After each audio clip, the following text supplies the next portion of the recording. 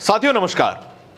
फर्ज कीजिए एक देश पर आतंकी हमला हो और वो देश अपने ही नागरिकों पर कार्रवाई करना शुरू कर दे।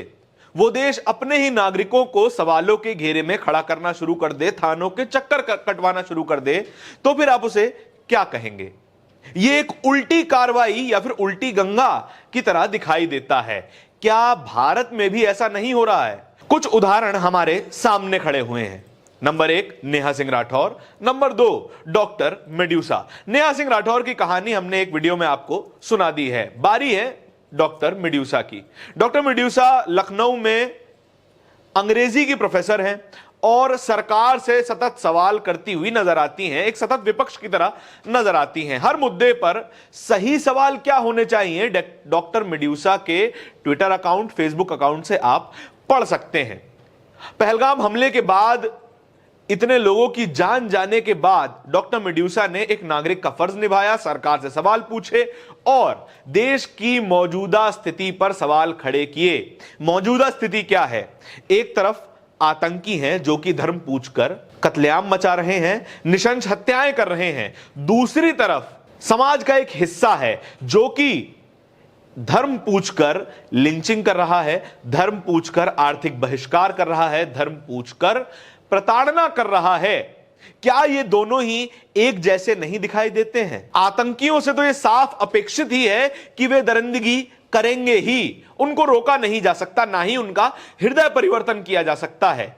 लेकिन जो लोग अपने ही देशवासियों को आतंकी घोषित करने में लग जाएं, जो लोग धर्म पूछकर लिंचिंग करने लग जाएं, उनको क्या आप इन्हीं आतंकियों जैसी मानसिकता का व्यक्ति नहीं कहेंगे? भले उनको आतंकी ना कहा जाए, लेकिन क्या इन दोनों की मानसिकता में कुछ सिमिलैरिटी आपको नहीं दिखाई देती है? ऐसा ही एक सवाल डॉक्टर मेड्यूसा ने अपने ट्विटर अकाउंट पे पूछ लिया। उन्होंने लिखा, धर्म पूछकर गोली मारने वाले आतंकवाद कर रहे हैं और धर्म पूछकर लिंचिंग करना, धर्म पूछकर नौकरी से निकालना, धर्म पूछकर घर ना देना, धर्म पूछकर बुलडोज करना वगैरह वगैरह भी आतंकवाद है। ऐसा डॉक्टर मेड्यूसा ने अपने ट्विटर वॉल पर लिखा। लिहाजा उनके ऊपर एफआईआर करवा दी गई। एफआईआर किस बात की? देशद्रोह की एफआईआर। जो लोग धर्म पूछकर मुसलमानों का बहिष्कार कर रहे हैं, क्या वे देश हैं या फिर देश को कहीं से भी रिप्रेजेंट करते हैं, उनका प्रतिनिधित्व करते हैं? बिल्कुल भी नहीं।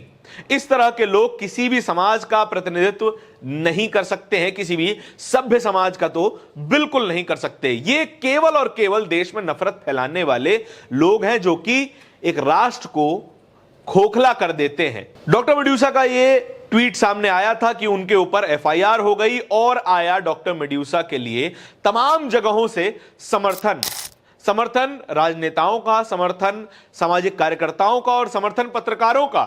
इन तीनों ही वर्गों के समर्थन का एक एक उदाहरण आपको दिखाई देते हैं। राजनेता महुआ मोइत्रा सांसद हैं, बंगाल से सांसद हैं। वे समर्थन में इस ट्वीट को कोट ट्वीट करते हुए लिखती हैं, absolutely correct doctor Medusa, these are the question to be asked, keep asking them, don't fear their fake FIR, we all are with you. सांसद महुआ मोइत्रा ने साफ तौर पर डॉक्टर मेड्यूसा के लिए समर्थन जताया, खुला समर्थन जताया। सामाजिक कार्यकर्ता और पूर्व राजनेता जो खुद को कहते हैं योगेंद्र यादव लिखते हैं, मैं इस पोस्ट का पूरी तरह से समर्थन करता हूं। चाहे हिंदू हो या मुसलमान या कोई और धार्मिक आधार पर किसी भारतीय के खिलाफ कोई भी हमला भारत पर हमला है, भारत के संविधान पर हमला है। अगर इस पोस्ट पर डॉक्टर मेड्यूसा को नोटिस मिलता है, एफआईआर होती है, तो मुझ पर भी होनी चाहिए।